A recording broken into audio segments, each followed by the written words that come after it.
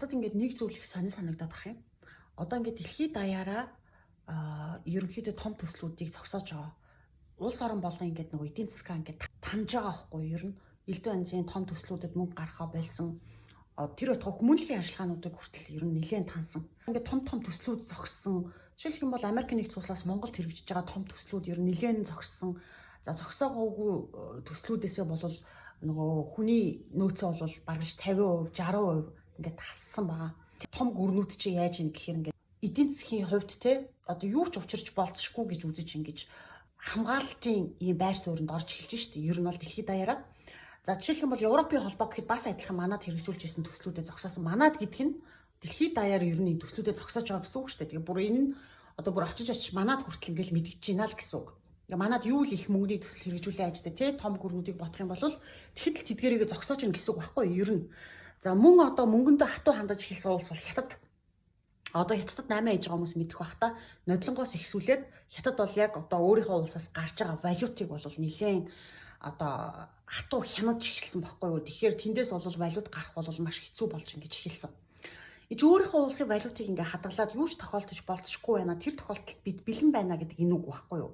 Европын холбоо гэхэд иргэдээ штэ те юу ч тохиолдож болцсохгүй учраас 3 хоногийн ийм нөөцтэй байхыг одоо хүн болгонд уриалсан.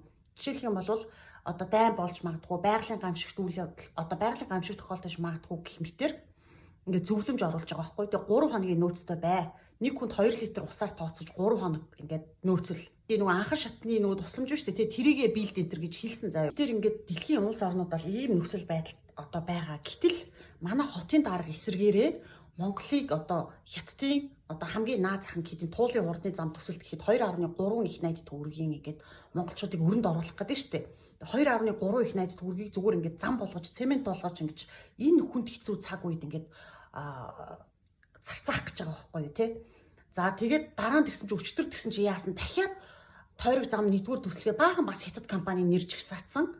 Тэгээ эднэрт бас дахиад хитэн их найдыг өгөх гэж байгаа юм те. Бас ингэ сууж байгаа байхгүй. Энэ өвлжөнгөө бид нар тэгээ Хятад руу бас ингээд нөгөө нүүрс ингээд Хятад руу арай гэж экспортлж байгаа мөртлөөс энэ өвлжөнгөө бид нар одоо гэр ороолын иргэдэд зориулж Хятадаас нүүрс худалдаж авлаа штэ. Тэгээ энд яг ямар бодлого явагдаад байна амар сонирн байгааз.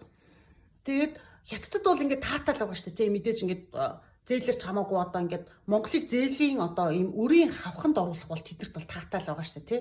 А гэтэл манай хотын дарга яг энэ эзэгтэй цаг үед одоо хиний талд ажиллаад байна гэдэг нь бол надад үнэхээр санагдаж байгаа. Одоо ингээд дэлхийн нөхцөл байдал ч одоо хүчний хуваарлт дахин хийгдэх гээд ингээд хинч яаж магадгүй ийм нөхцөл байдалд хүрчээд байгаа байхгүй юу? Та нар хаар Орос Украиныг хаар те